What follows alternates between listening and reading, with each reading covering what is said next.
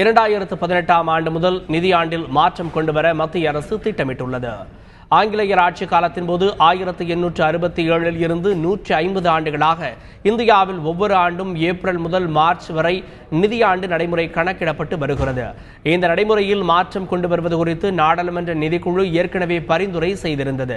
தற்போது நிதி ஆயோக் உறுப்பினர்களும் யோசனை தெரிவித்துள்ளனர். இதனையடுத்து அடுத்த ஆண்டு முதல் ஒவ்வொரு ஆண்டும் ஜனவரி முதல் டிசம்பர் வரையிலான கேலண்டர் ஆண்டையே நிதி ஆண்டாக மாற்றும் நடைமுறையை கொண்டுவர மத்திய அரசு திட்டமிட்டுள்ளது. அதுபோன்ற முடிவு எடுக்கப்பட்டு அதிகாரப்பூர்வமாக அறிவிக்கப்பட்டால் வருகிற நவம்பர் மாதத்திலேயே மத்திய பட்ஜெட் தாக்கல் செய்யப்படும். ஏற்கனவே அடுத்த ஆண்டு முதல் ஜனவரி மாதத்தை நிதி ஆண்டின் தொடக்கமாக மத்திய பிரதேச மாநில அரசு அறிவித்திருந்தது.